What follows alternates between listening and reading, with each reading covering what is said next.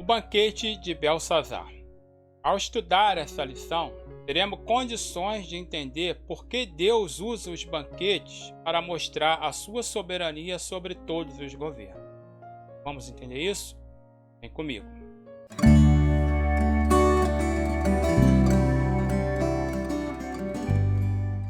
A paz do Senhor, sejam bem-vindos a mais um vídeo aqui no canal Teologia Homem, a Bíblia em Lições. Dando continuidade ao estudo sobre o livro de Daniel, nesta aula nós vamos aprender sobre o banquete de Belsazar. E esta aula será dividida em duas partes. A primeira parte nós vamos ver a introdução e os banquetes na Bíblia, e na parte 2 nós vamos ver o banquete de Belsazar. Ok? Eu convido aí a se inscrever no canal, a dar o seu like, acionar o sininho e compartilhar com outras pessoas. Não deixe de visitar o nosso site e também a nossa loja. Lá você encontrará estudos bíblicos, mensagens e uma variedade de materiais como cursos e livros de diversos autores renomados. Eu vou deixar o link aqui na descrição para que você possa conhecer melhor. Ok? Não se esqueça de visitar as nossas redes sociais aqui ao lado. Lá eu posto assuntos diferenciados. Se você quiser se aprofundar mais no estudo da Palavra de Deus, eu vou deixar aqui embaixo também na descrição o link oficial do livro Quando a Escuridão Não Passa. Até mesmo os cristãos mais fiel e dedicado pode passar por períodos de depressão e escuridão espiritual, momentos em que a alegria parece inalcançável. Isso pode acontecer por diversas razões: pecado, ataque satânico, circunstâncias estressantes, doenças ou outras causas físicas. Enquanto a escuridão não passa, o objetivo de John Piper é trazer consolo e orientação para aqueles que estão enfrentando a escuridão espiritual. Com uma sensibilidade ímpar, Piper utiliza exemplos da vida real e constrói uma narrativa inteligente para mostrar porque temos muitas razões para ter esperança de que Deus nos tirará do poço do desespero e nos trará mais uma vez para a sua luz. Okay? Não deixe de acessar o link aqui na descrição para obter maiores detalhes. Ok? Vamos à aula.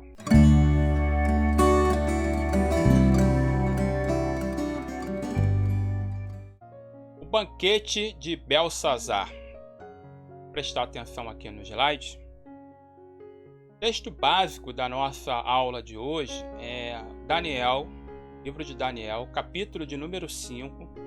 Nós vamos ler do versículo de número 1 ao versículo de número 9. Se você não tem uma Bíblia, preste atenção aqui no slide e acompanhe junto comigo. O rei Belsazar deu um grande banquete a 1000 dos seus grandes e bebeu vinho na presença dos 1000. Enquanto Belsazar bebia e apreciava o vinho, mandou trazer os utensílios de ouro e de prata que Nabucodonosor, seu pai, tirara do templo que estava em Jerusalém, para que neles bebessem o rei, seus grandes, as suas mulheres e concubinas.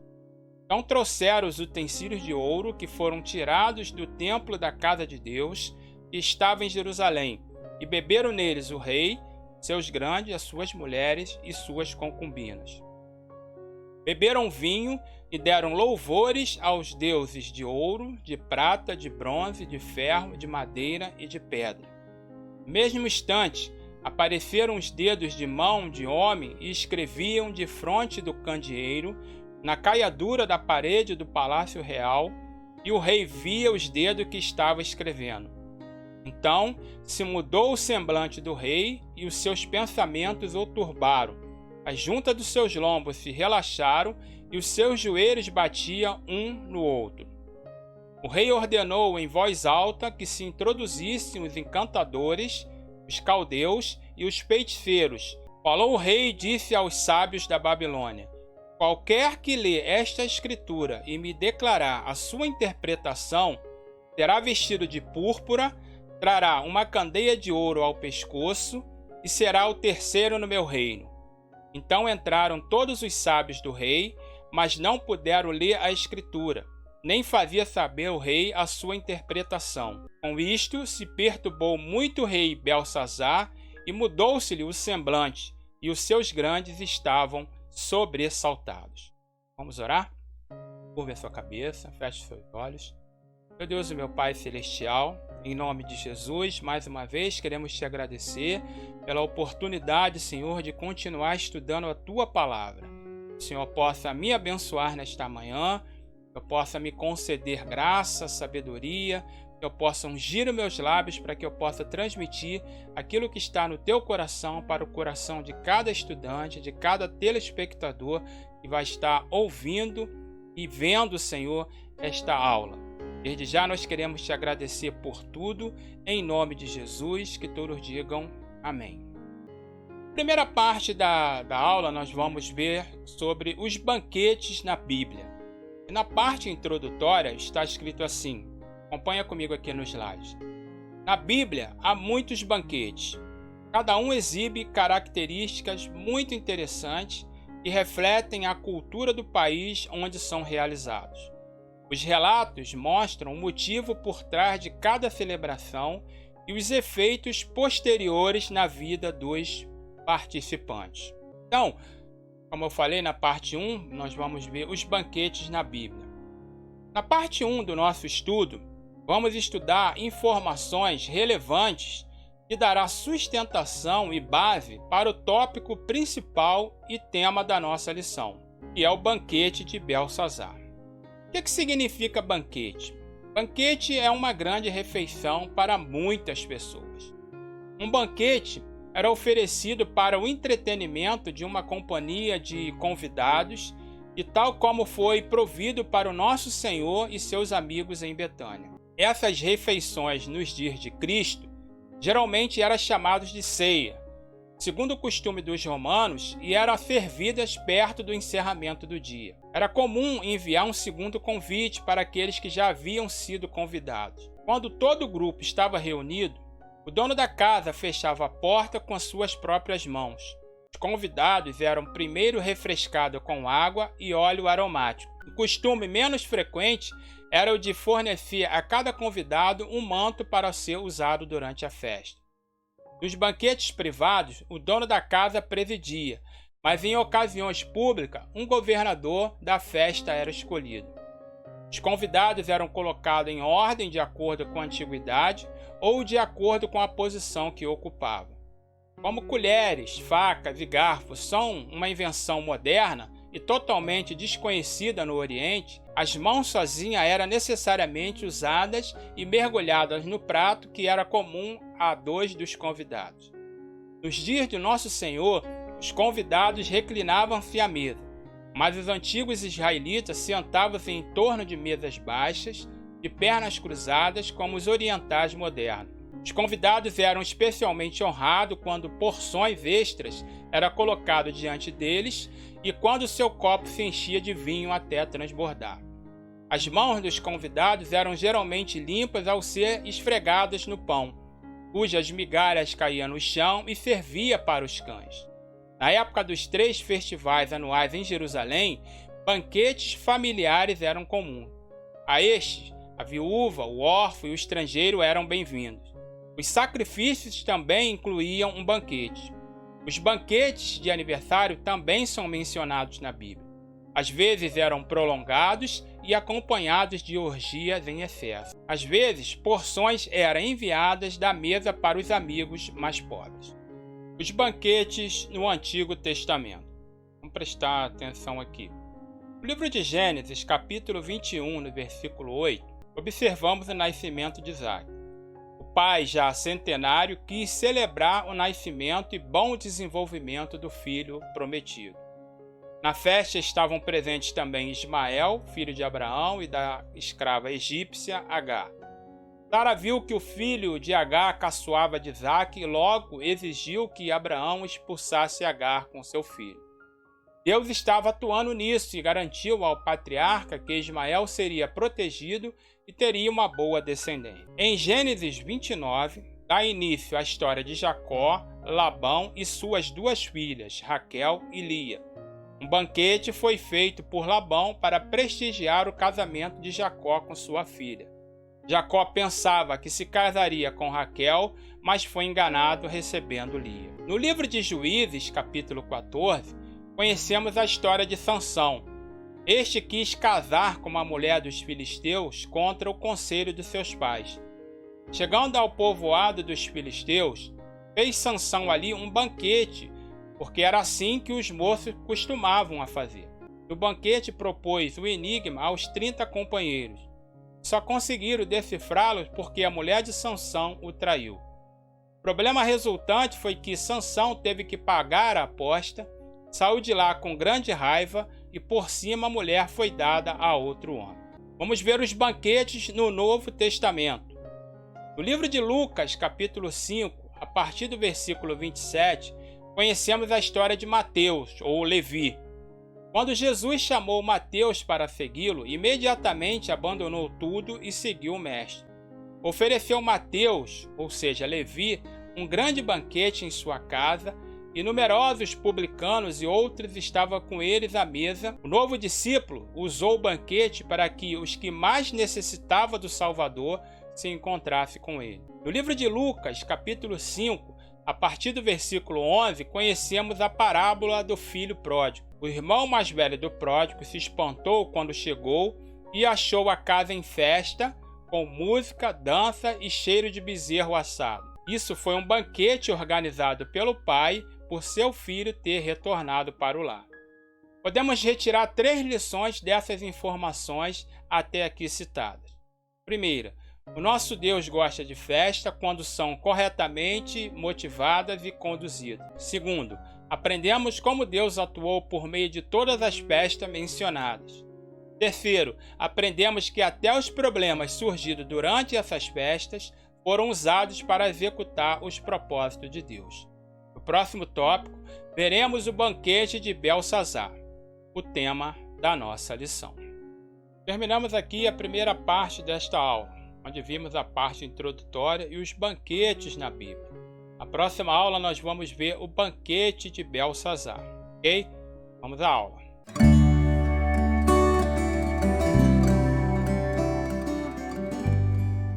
O banquete de Belsazar. Vamos prestar atenção aqui no slide.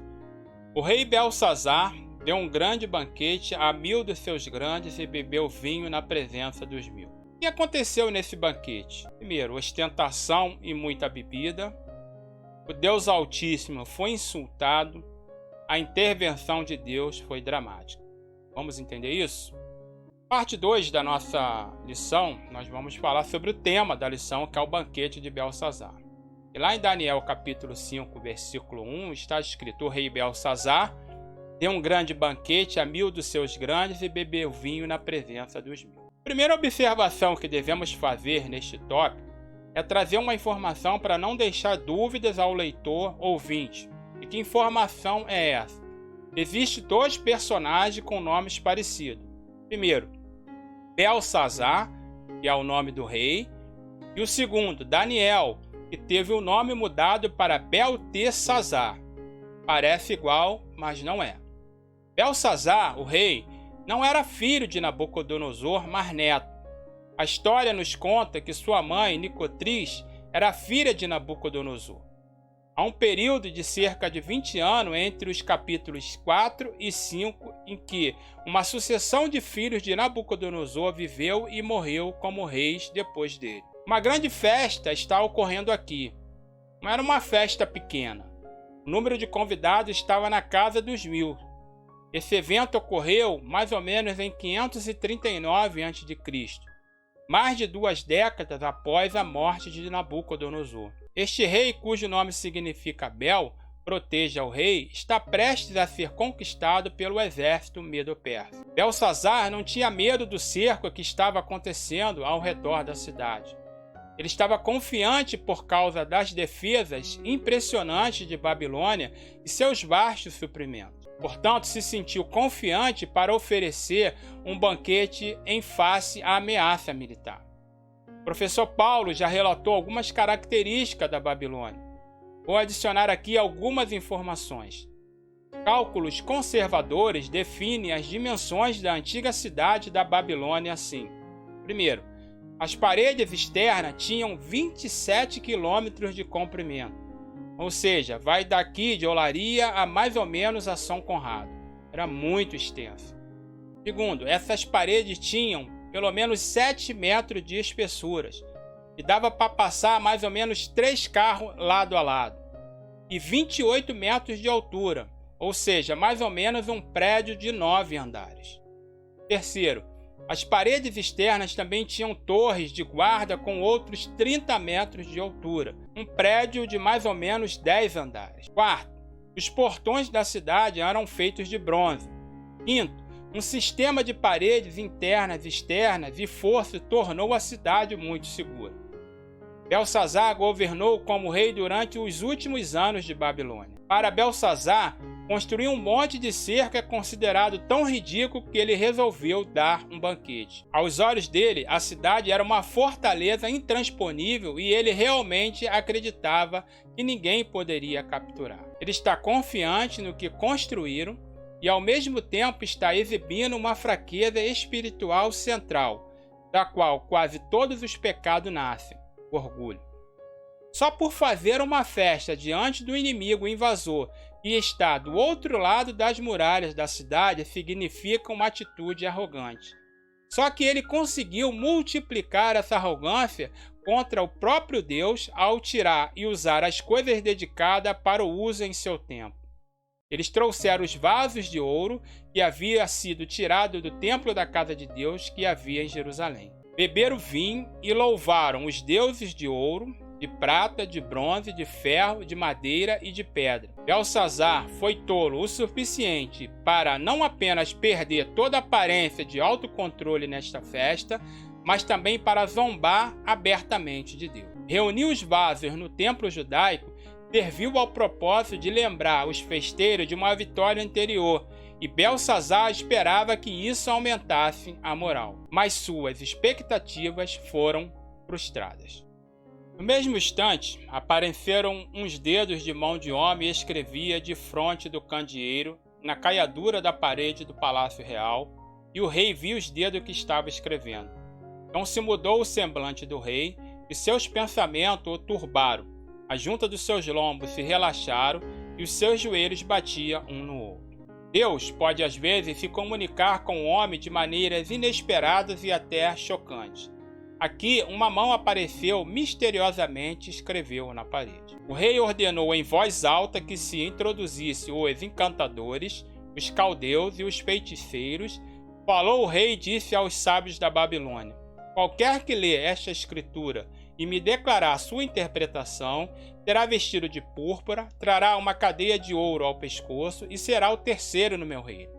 Então entraram todos os sábios do rei, mas não puderam ler a escritura, nem fazer saber o rei a sua interpretação. Sem a ajuda de Deus, os especialistas falharam novamente, como vemos nos versículos. A rainha-mãe, por causa do que havia acontecido ao rei e aos seus grandes, entrou na casa do banquete e disse: ó rei, vive eternamente. Não te turbe os teus pensamentos, nem se mude o teu semblante. Há no teu reino um homem que tem o espírito dos deuses santos.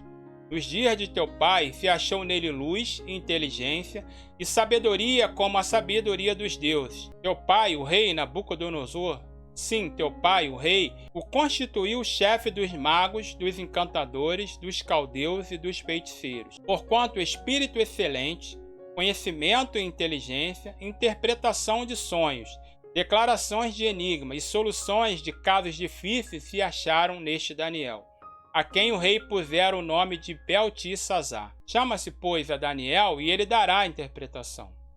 Então Daniel foi introduzido à presença do rei.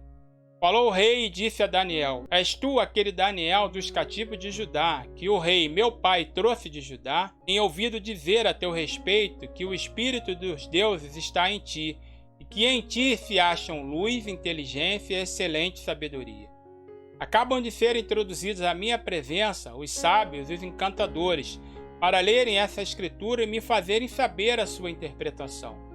Mas não puderam dar a interpretação dessas palavras. Eu, porém, tenho ouvido dizer que de ti podes dar interpretações e solucionar casos difíceis. Agora, se puderes ler essas escrituras e me fazer saber a interpretação, serás vestido de púrpura, terás cadeias de ouro ao pescoço e serás o terceiro no meu reino. Então respondeu Daniel e disse na presença do rei: os teus presentes fiquem contigo, e dá os teus prêmios a outra. Todavia lerei ao rei a escritura e lhe farei saber a interpretação. Daniel começou a sua interpretação com uma abordagem um pouco incomum. Ele começa com uma aula de história.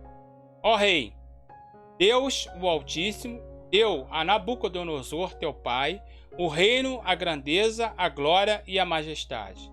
Por causa da grandeza que lhes deu, povos, nações e homens de todas as línguas tremiam e temiam diante dele. Matava a quem queria e a quem queria deixava com vida. A quem queria exaltava e a quem queria abatia. Quando, porém, o seu coração se elevou e seu espírito se tornou soberbo e arrogante, foi derribado do trono real e passou dele a sua glória. Foi expulso dentre os filhos dos homens, e o seu coração foi feito semelhante a dos animais. A sua morada foi com os jumentos monteses. Deram-lhe a comer erva como bois, e do orvalho do céu foi molhado o seu corpo, até que conheceu que Deus, o Altíssimo, tem domínio sobre o reino dos homens, a quem quer constituir sobre ele. Este rei, Belsazar, devia ter aprendido. Este rei deveria ter visto o que aconteceu com seu avô Nabucodonosor e ter se humilhado diante. Belsazar recebeu grande luz. Ele tinha recebido uma graça tremenda. Ele deveria ter aprendido. Ele deveria saber melhor do que zombar do Deus de Israel enquanto louvava os chamados deuses de prata e ouro. Portanto, Daniel, como um sábio promotor do tribunal, começa com os fatos da história e está construindo seu caso, estabelecendo uma base para o julgamento e a conclusão das coisas que virão. Quando ele terminar de expor os fatos, todos saberão por que a escrita apareceu. Agora está aqui as palavras que foram escritas na parede. Mene, mene, tekel, parsim. 4 pequenas palavras, mas que causaram um tremendo problema para o rei e para a cidade. Esta é a interpretação. Mene, contou Deus o teu reino e deu cabo dele. Tekel, pesado foste na balança e achado em falta. Pérez, dividido foi o teu reino e dado aos medos e aos persas. Quanto Daniel dá a verdadeira interpretação do que estava escrito na parede, podemos imaginar o medo crescendo dentro do rei. A escrita na parede que ele não conseguia ler nem compreender, agora sua consciência havia escrito coisas amargas contra ele, e agora, sendo levado ao fogo da ira de Deus, se tornavam legíveis.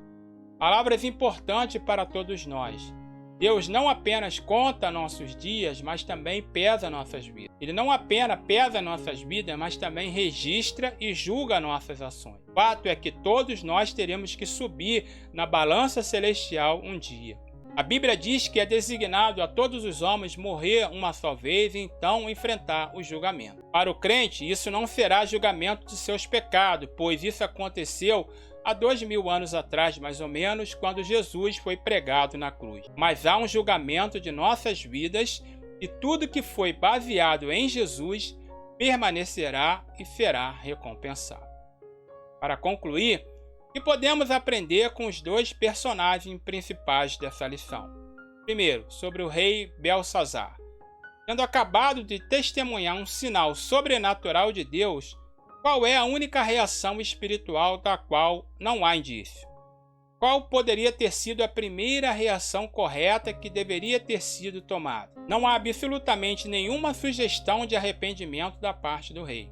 O rei viu a mão, todos os presentes e os conselheiros espirituais trazidos podiam ler claramente que o evento sobrenatural deixou na parede, mas nenhum pensamento em se submeter e reconhecer a necessidade de Deus por qualquer um dos presentes.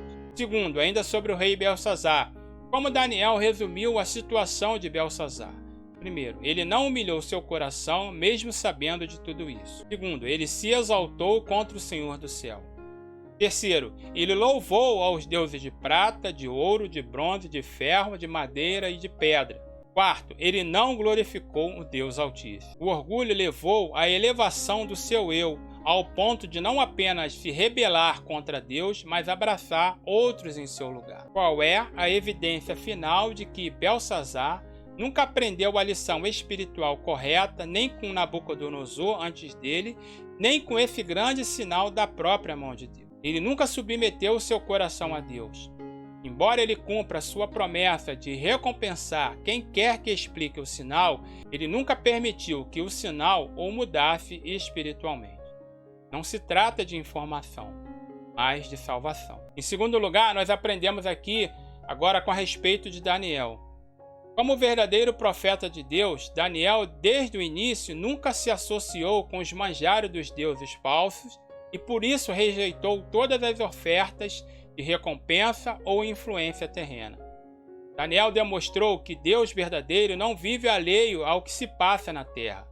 Ele é o juiz de toda a terra e de todas as nações. Daniel revelou que Deus considera todas as pessoas responsáveis por seres obedientes ao que ele já revelou. Quando ele revela a mensagem com sinais e maravilhas, eles são ferramenta de julgamento por não terem sido obedientes ao que ele já falou. Não há nenhuma nova revelação de última hora que salvará milagrosamente, apenas a abertura dos olhos para o seu julgamento quando for tarde demais para fazer algo a respeito. O que Daniel fez é exatamente o que Cristo nos instruiu a fazer nos sermões no fim dos tempos.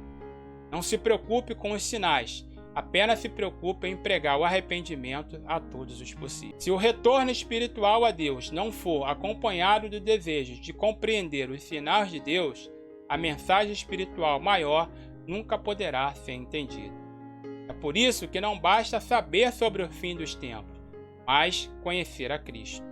Daniel não morreu na tomada da cidade, como Jeremias também foi protegido na destruição de Jerusalém. Deus ainda tinha muito serviço para os dois. Enquanto a festa continuava no palácio, o exército dos medos e persas estavam às portas. Desviaram as águas do Eufrates, que rodeava a cidade, e entraram pelos portões abertos sem encontrar resistência. Assim, naquela noite foi morto Belsazar, o rei dos caldeus. E Dário, o Medo, com cerca de 62 anos, se apoderou do reino. Quem foi esse Dário? Esse assunto está registrado em Daniel, capítulo 6, e será tratado na próxima aula. Amém? Que Deus vos abençoe. Glória a Deus. Terminamos aqui mais uma lição, o banquete de Belsazar. Na parte 1 nós vimos os banquetes na Bíblia, na parte 2 o banquete de Belsazar. Espero que essa lição tenha abençoado muito a sua vida. Eu agradeço muito por ter permanecido até o final desse vídeo. Mais uma vez eu te convido aí a se inscrever no canal, a deixar o seu like, acionar o sininho e compartilhar com outras pessoas. Não deixe de visitar o nosso site e também a nossa loja. Lá você encontrará estudos bíblicos, mensagens e uma variedade de materiais como cursos e livros de diversos autores renomados. Eu vou deixar o link aqui na descrição para que você possa conhecer melhor. Ok? Até a próxima lição, em nome de Jesus.